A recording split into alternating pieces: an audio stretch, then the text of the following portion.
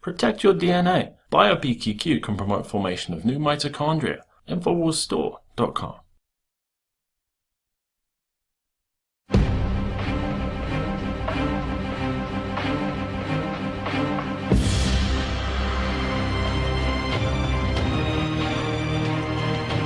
It's time for humanity to stand up in the info war. You want to fight? You better believe you've got one.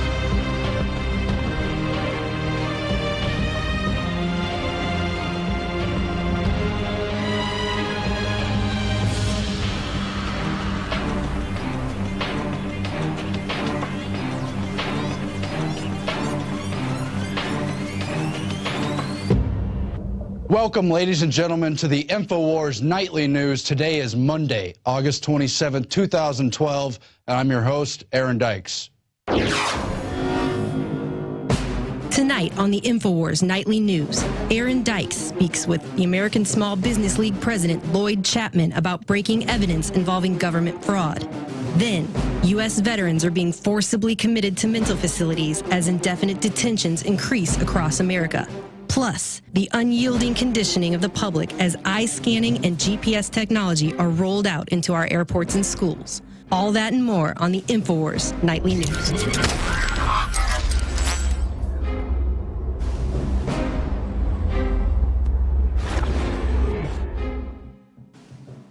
Well, the RNC convention is kicking off today in Tampa, and instead of focusing on the phony elections, the phony circus, the phony dog and pony show between supposed rivals Mitt Romney and Obama, instead focus is turned to the protesters, who as usual have been labeled anarchists and lawbreakers. Don't focus on the illegitimate political parties who have usurped our political processes and got in bed with the corporate interest and taken over everything we have, undermined the Constitution, and are now ruining our way of life and economy. No, let's blame a few provocateurs who are repeatedly found at all these events to be paid, usually police or military provocateurs, starting stuff up, wearing masks, just breaking a little glass, so that all protesters can be demonized, and then police can do things like harass people holding up signs with sticks they say aren't allowed. Let's just roll some of that video that includes the propaganda rollout leading into this RNC convention,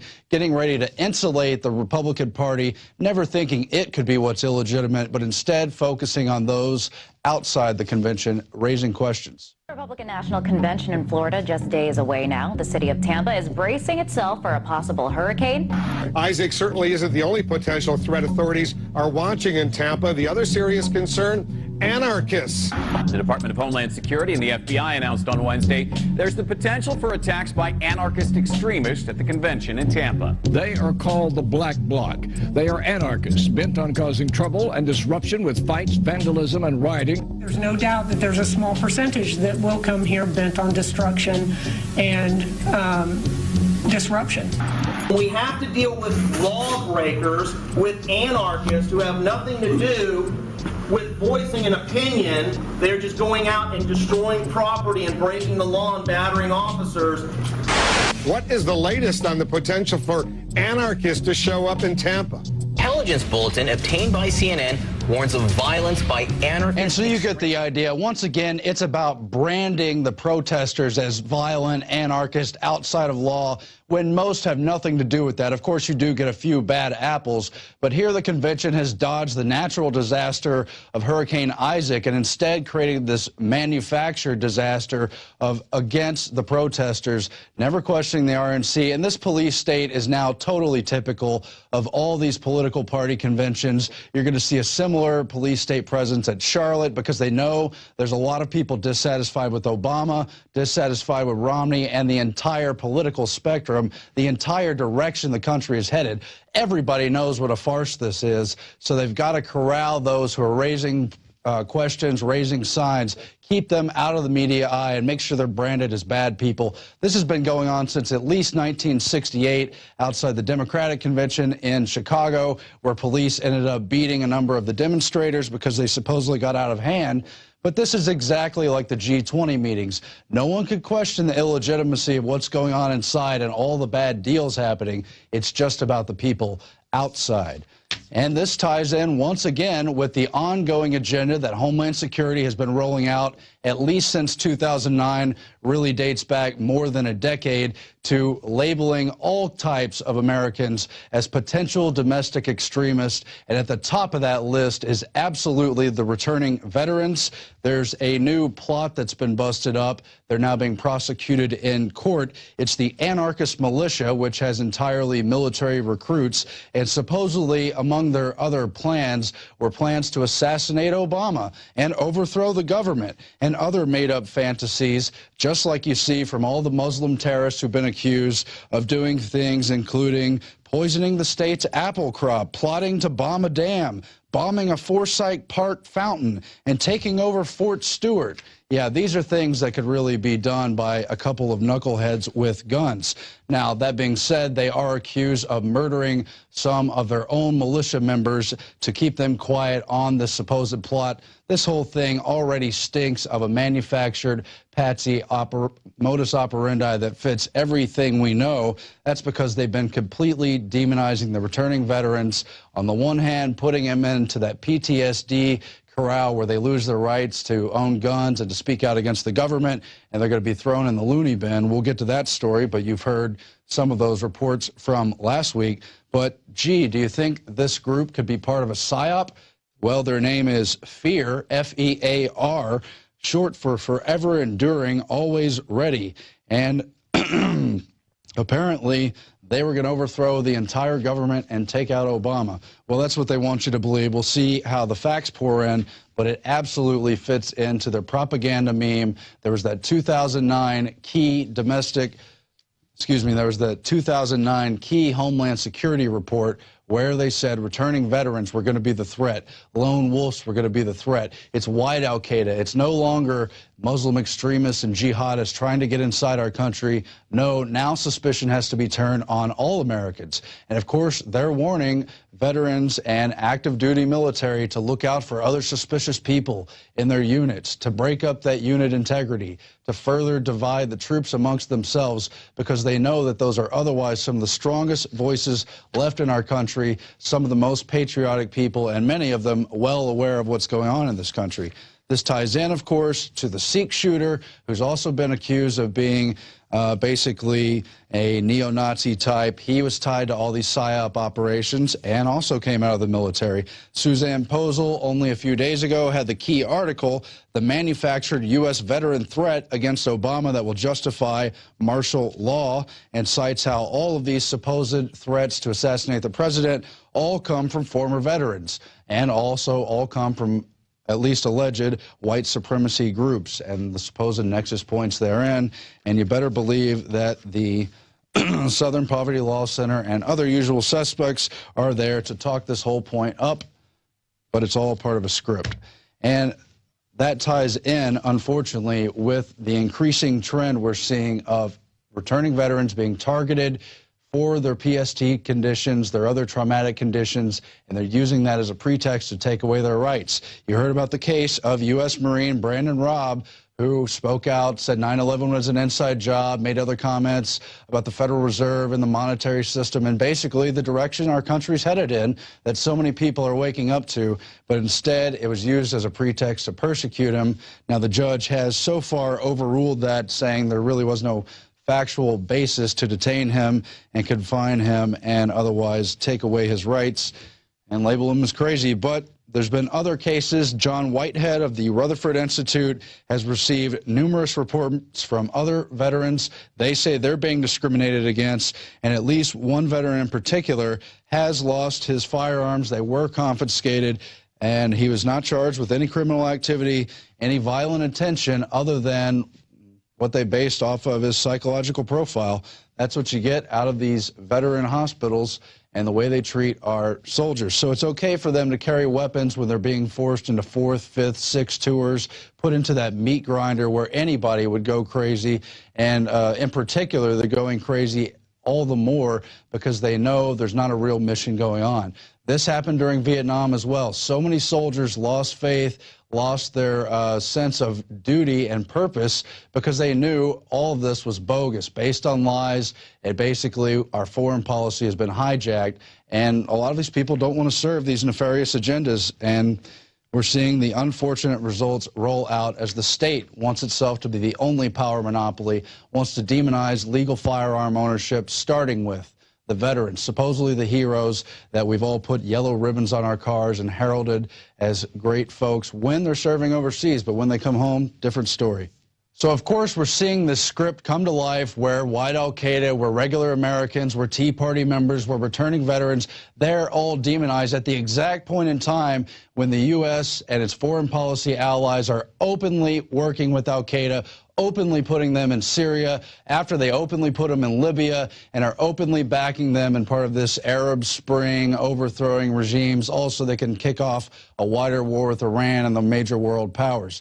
Pretty sick and disgusting. And of course, they're continuing with their other plan, no longer really looking for any real threats in airports, but just getting us acclimated to a total Big Brother state, total takeover of technology. And the plan they've had all along under Homeland Security since the very beginning, before 9/11, rolled out officially in the plans under the Patriot Acts 1 and 2 and all the other related legislation. And that is the Trusted Traveler Program, and part of it has always been iris scans, but we see fresh in the news today, as though it was just thought of last week randomly by a technology firm, is eye scan technology the future of airport security? And they talk about optics technology and their $42 million in research to try to identify passengers within seconds through an iris scan, supposedly scanning them through this database. Now, this doesn't protect anyone's safety, as I'm sure you can figure out, as I'm sure you realize TSA is not there for safety. They're there for prisoner training, acclimation to this wider police state. If they wanted to profile people, they never would have let the suspected hijackers in on the visas during 9/11. They never would have let the underwear bomber on the plane, giving him State Department clearance to board without a passport. No, those facts don't matter. It's just about getting you to get into the system. And what's to keep someone with violent intentions from registering anyway under the Trusted Traveler Program?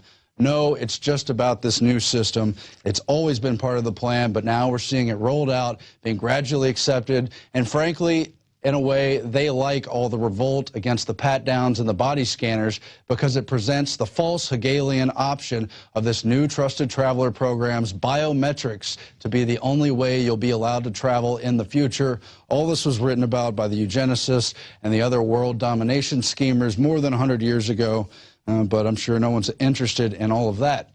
Also in technology news, scientists have successfully hacked the brain to obtain private data.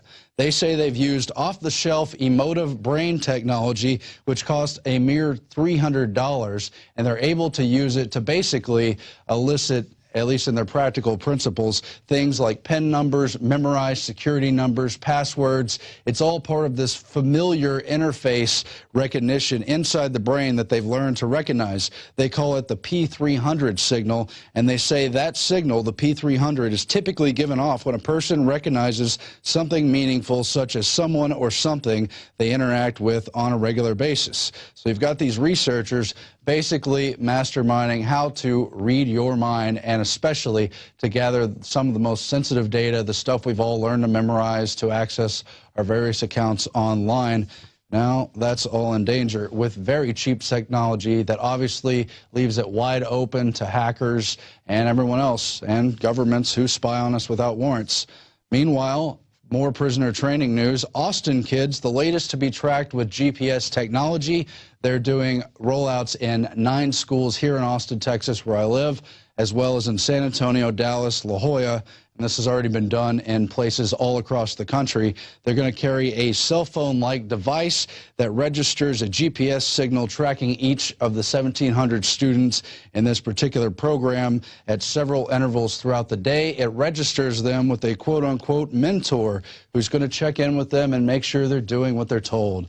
All of this erodes parental rights, not only to indoctrinate your kids with actual facts and knowledge from actual books instead of from government institutions with watered-down Big Brother rewritten history versions, but also to physically track you and treat you what public schools have long already felt like Well, a prison where they also track prisoners. Of course, many of the prisoners out on parole and other release programs have already been forced to wear GPS bracelets, ankle bracelets, and the like. And now basically the other vulnerable populations, like students, are being met with this as well. You've seen them also push it with the elderly, who they say, you know, they could have loss of memory, they could have dementia, what have you, and get lost. And that's a way to find them again and keep everyone safe. Everything must be accepted because of safety. Well, we know what Benjamin Franklin said about that. Those who give up their essential liberty for safety will, of course, get neither. And Paul Watson adds to his report on the GPS tracking device how they've already put private surveillance cameras into homes in the UK. There was the episode of the school district in Pennsylvania where the laptops were spying on kids in their homes.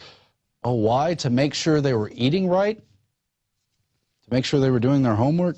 This is getting really creepy, folks. We've got to say no to this, but instead it's just another step in keeping everyone safe. No big deal. All the parents signed off. Everyone has permission. Now, in fluoride news, Portland, Oregon is a major metropolitan city. It's been one of the last bastions holding out against fluoride. You've got a lot of activist people in Oregon, a lot of people aware of social issues, and certainly a lot of people opposed to fluoride. Although there's at least 2 key members of the city council there opposed to the fluoridation scheme, the mayor has joined in league with the other members of the council, and they are well on their way to pushing this through. That is, unless people stop them. They're going to vote on it in the near future. They don't have a date yet, but they've actually had a lot of controversy over the public water supply in recent years. On the one hand, they've been jacking up the rates, skyrocketing the prices of water and other essential wastewater and recycling utilities, but they've also been arguing over some of the largest and last remaining open-air water reservoirs in the country, saying those are unsafe because chemicals could get in, because dead animals could get in.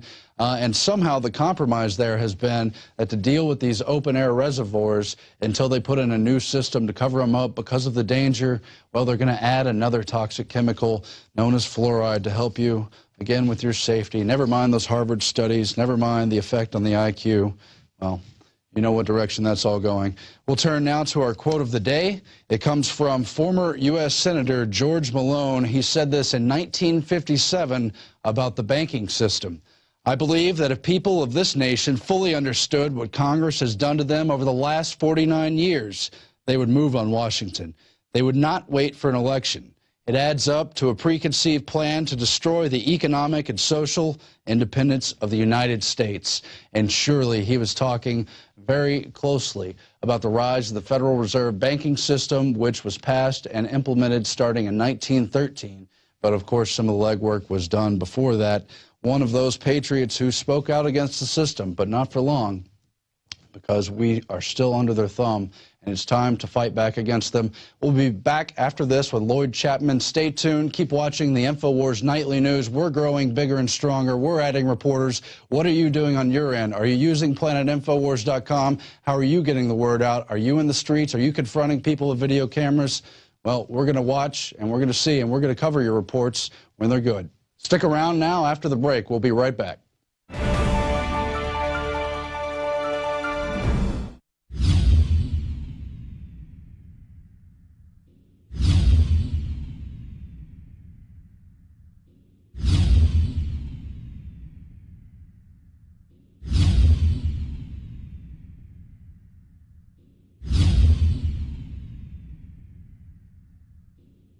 I really enjoy it when the globalists try to poison us, and, well, we resist them via a free market system. Hello, my fellow Info Warriors. Alex Jones here, introducing you to the ProPure family of gravity-fed filters.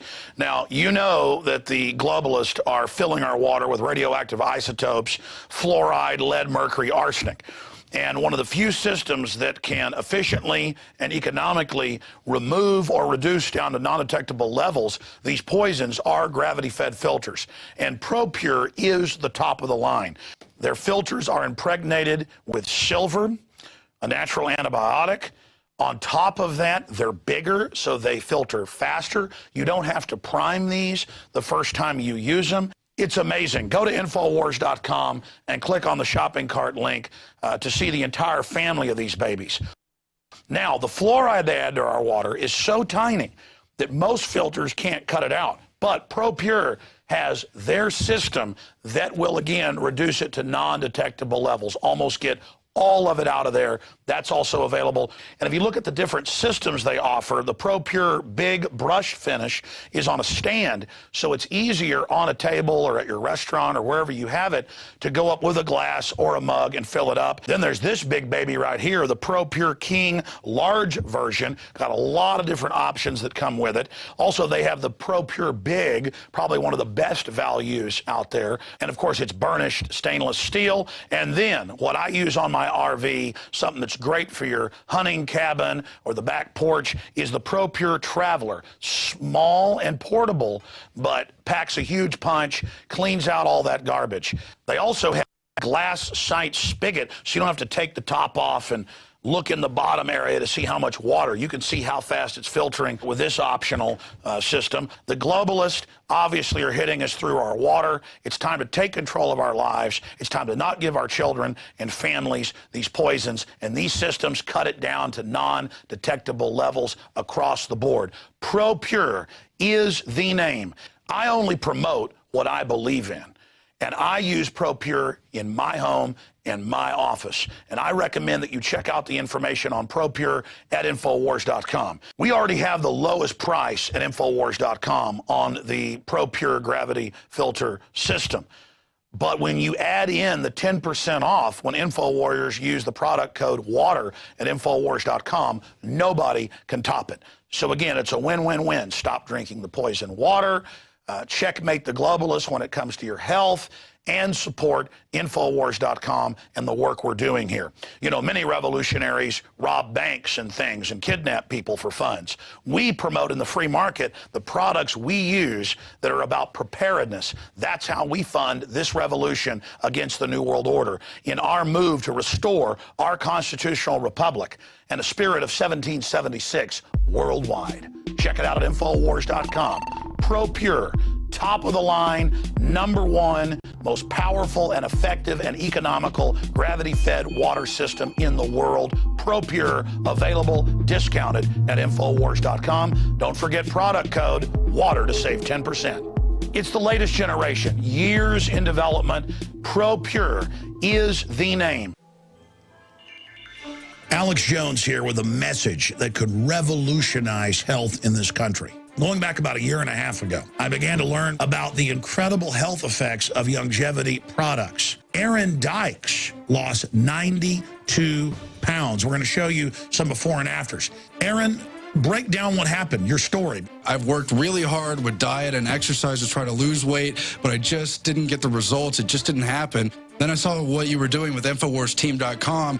I wasn't even trying to lose weight, but I got it because I wanted to feel better energy. I wanted that nutrition. Didn't even understand how that could kickstart my own weight loss goals. But the products did that for me. I found myself suddenly losing weight, more energetic, wanting to exercise, wanting to eat the right foods. And they don't even advertise it as weight loss. I want to challenge our radio listeners to go to InfoWarsTeam.com. Sign up as a distributor and get wholesale pricing discounts at InfoWarsTeam.com.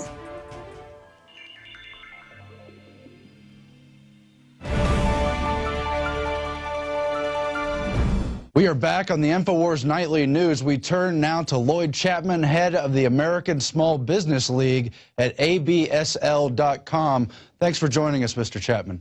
Thank you.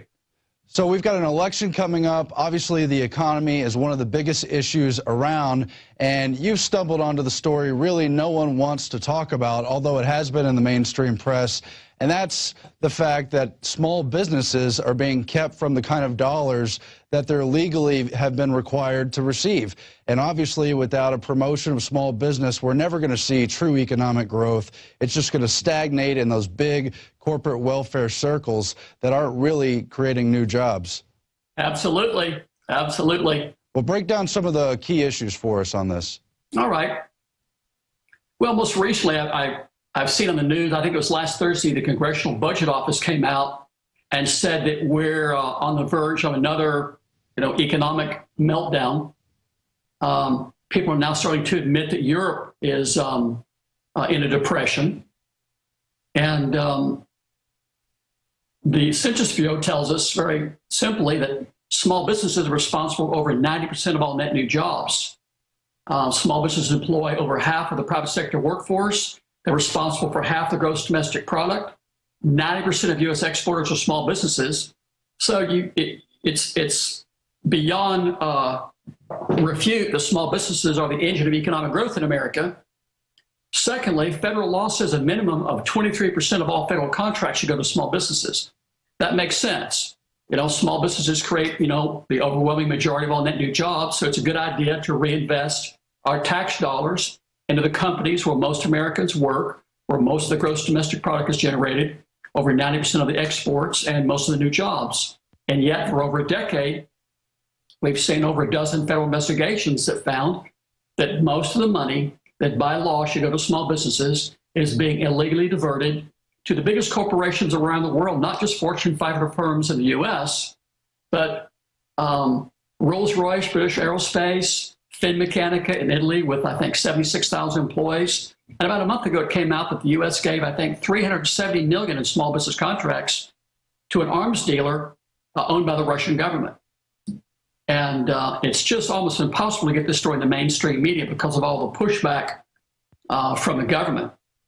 Well, obviously, these firms getting all the no-bid contracts and the insider information, all these contracts are loaded with lobbyists, which small businesses generally cannot afford to provide.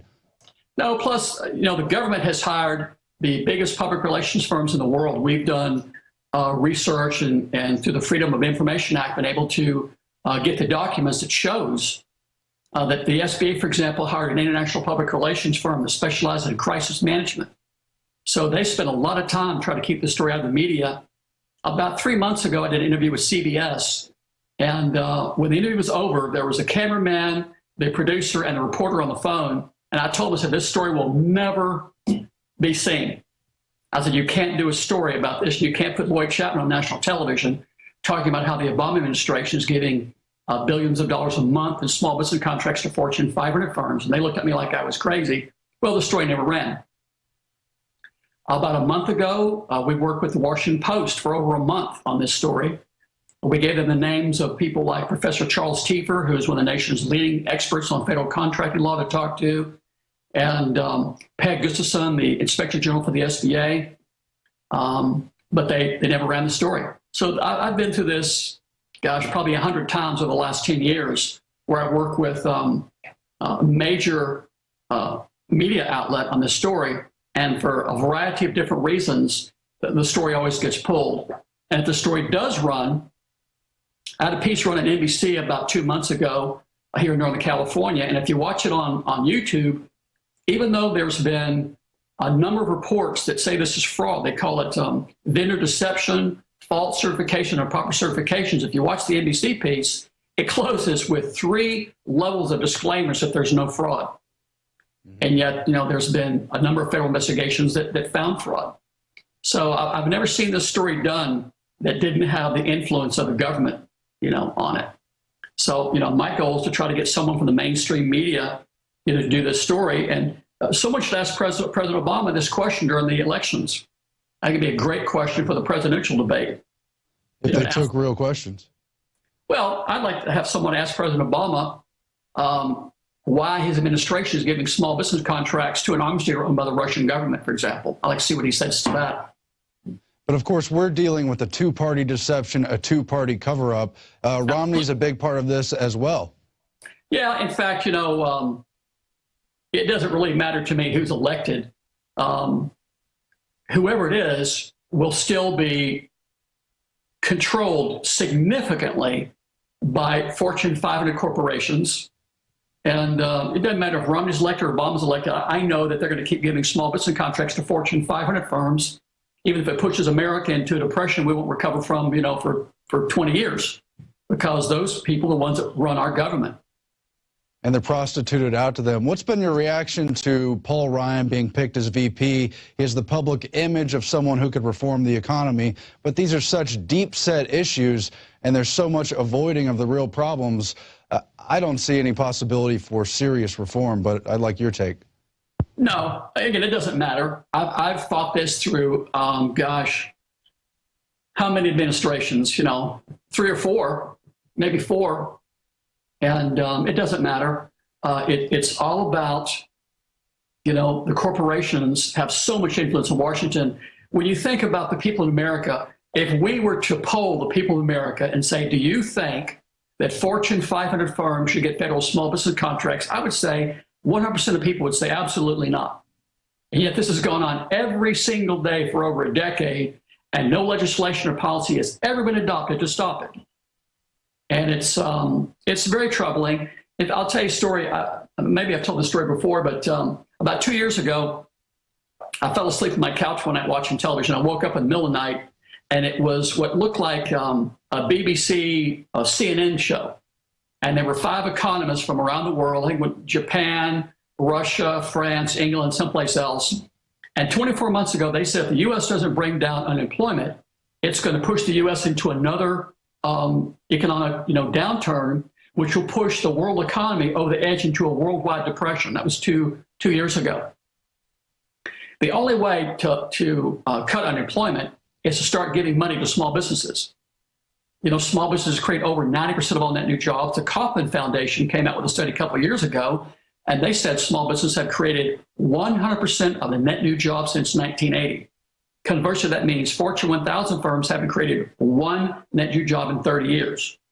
So the only way to actually create jobs is to, try to give more government spending to small businesses. Of course, there's a law in place, designed to do that. But so what's funny to me is I think this issue has a lot to do with why U.S. unemployment is still so low. And it could be, this issue could be a contributing factor to pushing the entire world into a worldwide recession because it's based so much on the U.S. economy. Right. So, Lloyd, I've got Bloomberg from February 2012 saying it's a $16 billion fraud. This is just over the contracts that were supposed to be awarded to small businesses. Is that the real scale, or has that grown since, the number of dollars not awarded to small businesses? But separate from government contracts, what other factors in the economy are keeping small businesses from being able to do what they're supposed to be doing? Well, I say it's about $100 billion a year, not 16. So I've seen individual companies getting as much as $1 billion a year in small business contracts. A few years ago, Titan Industries, a Fortune 500 defense contractor in San Diego, got $500 million. So in my mind, it's closer to $100 billion for a couple of reasons. The law says that small business should get a minimum of 23% of the total value of all federal contracts and subcontracts. The government says that the acquisition budget is around $500 billion. It's closer to $1 trillion. The Pentagon budget is, I think, somewhere over $500 billion. So they're lying to us about how much money they're spending, first of all. Second of all, the Obama administration came out recently and said they awarded, 22.7% to small businesses. But of the top 100 recipients, 72 were large corporations, including, I think, this Russian company. So it's just a complete, sham. In fact, I've had 2 senior SB executives tell me in the last few years that the government's entire small business program is all smoke and mirrors. So solving that problem, which would be real simple, President Obama could do it with a 1-line executive order, which would say the U.S. will no longer report awards to publicly traded companies as small business awards. That would do more to create jobs than anything here President Bush ever did. But again, that's not going to happen because that's not what the Fortune 500 firms that pull the strings in Washington want. You talk about other problems facing small businesses. The government seems to be anti-small business. They talk a lot. You'll see Paul Ryan and Obama and Biden and Mitt Romney talk about small businesses. But when you look at what the government does, the Small Business Administration is the only agency in this country to help small businesses. There's 28 million small businesses. Again, we've talked about they create almost all the net new jobs. That agency has a budget of something like $700 million. That's ridiculous. I think the SBA budget is something like 1% of what the Pentagon budget is. That should be one of the largest agencies in Washington. When you have a country whose economy is based upon small businesses, and you've got one agency to service those small businesses. By the way, the SBA's staff has been gutted in the last 5 or 6 years, probably the last decade. Mm-hmm. But I put out a piece over the weekend has said that doubling the Small Business Administration's, budget could help solve the deficit problem. And when you watch the news about the deficit, they talk about cutting spending and raising taxes. What they don't talk about is how can we increase revenue without raising taxes? A real easy way is to start channeling the proper amount of federal contracts to small businesses the law requires, and that would generate lots of revenue and really help cut the deficit. But again, I don't think that's going to happen. By the way, you talk about 72 of the 100 companies you profiled being too big. What's the best working definition? When does a business stop being a small business and become these giant corporate entities? I think everybody in America knows what a small business is if you ask them.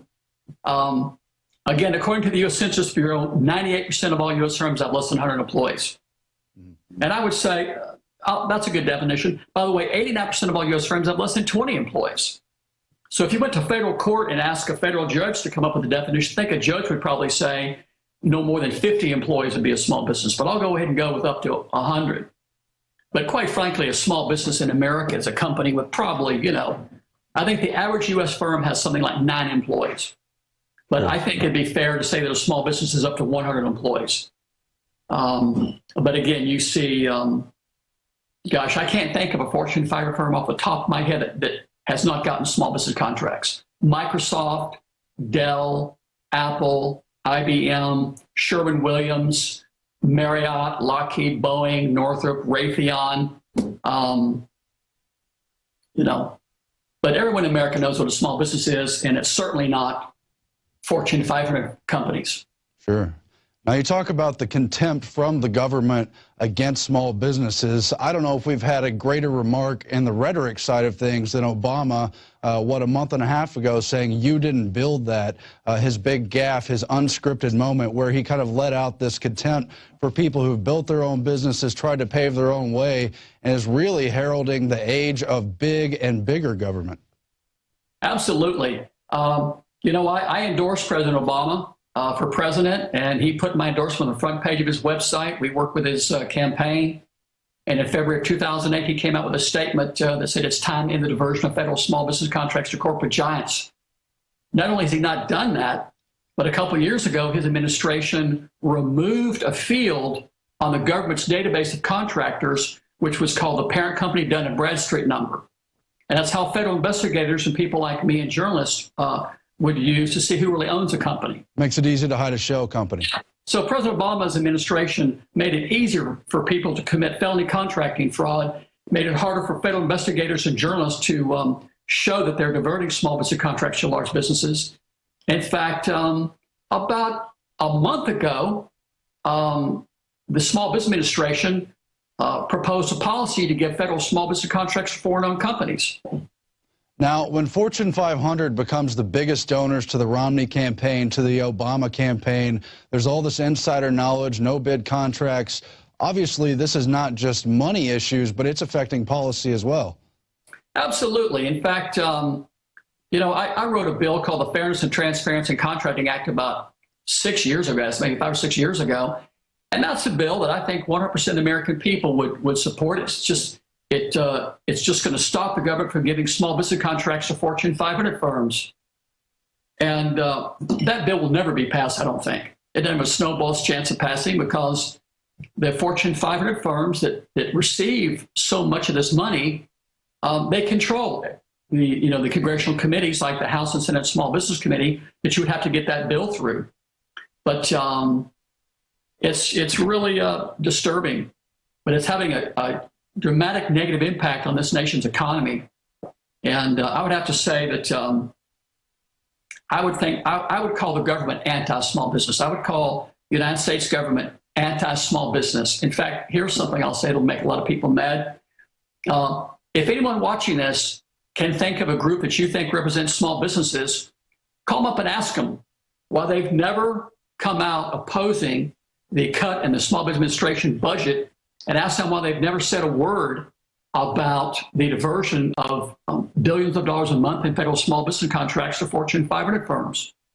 So if you really look at who backs groups out there that hold themselves out as being small business organizations, I've never seen one that wasn't backed by Fortune 500 firms. So every group out there in America that holds themselves out as a national group to support small businesses is in truth funded primarily by money from Fortune 500 firms. So I don't think there is a legitimate small business group in America, quite frankly, other than the American Small Business League. Anyone that's mad about that, show me what you've done to stop them from giving small business contracts to Fortune 500 firms.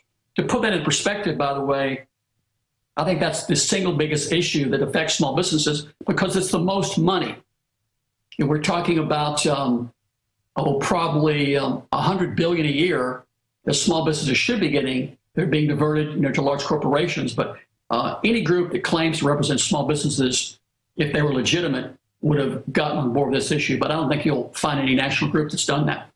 The Republican convention's kicking off this week. We know what kind of circus and farce this staged election is about to be. We know the issues the corporate media are going to refuse to touch. But what is the short, simple message you would send out to the people about the incredible importance of small business to reviving the economy? How can we get this into people's heads to the extent that the alternative media now carries the message in a competing fashion with the controlled corporate media? Well, I think, when I'm trying to be persuasive, I try to just stick to the facts. So the U.S. Census Bureau, if you look on their website today, they say that small businesses create over 90% of all net new jobs. Now, compare that with where the stimulus money has gone. Probably 95% of stimulus money has gone to Fortune 1000 firms that haven't created hardly any net new jobs in the last decade. So people need to realize this is a small business nation based upon a small business economy. And you will not see that mentioned on national television. You can sit there and watch national television all day long, and you'll never see Wolf Blitzer or anybody else from the mainstream media mention that fact. And until people start to realize America is based upon a small business economy, our economy is going to continue to struggle. And people need to get mad about this. People should be outraged about this. There's a lot of things people are mad about. But to me, this is something that people should really be outraged about, is how the government, how poorly they treat small businesses. Lloyd, remind people where they can find your work, what your website is, and what issues you're going to be focusing on the most as this election comes up, as we try to speak some sense into a system that isn't prepared to listen. Our website is asbl.com. You can go to YouTube and search on Lloyd Chapman and see all my appearances on your show and a lot of other shows. And I think my main focus until the election is to try to get someone from the mainstream media to cover this story and have someone ask President Obama one question, which is, why is your administration giving federal small business contracts to Fortune 500 firms and an arms dealer owned by the Russian government? I'd love to see President Obama answer that question on national television. I'd love to see people ask Mitt Romney, if you're elected president, will you end the Obama administration policy of giving small business contracts to Fortune 500 firms? I'd love to see what Mitt Romney would say to that. There you have it. Lloyd Chapman, thanks for joining us, and we'll speak to you again in the future. All right. That's it for the Infowars Nightly News tonight, but it's a no-brainer. Controlled economies are destructive and despotic, and people die from them. Small businesses are the spark that made America great. You just heard Lloyd Chapman on it. Do your own research. It's true throughout history. We'll be back again tomorrow. Thanks for watching the Infowars Nightly News. Don't forget about prisonplanet.tv, where you can support us financially, but also get the information, the tools, the videos to spread to other people to help wake them up. That's what we need more than ever. And of course, planetinfowars.com. It's growing. People are posting contents. They're fighting the info war their way. They're reaching people in their niches, in their parts of the world, and in their common interest pools. And that's how we're going to win this war, all together, doing our own part for liberty, for truth, in a decentralized manner, globally, people, globally. Thanks for watching. Good night.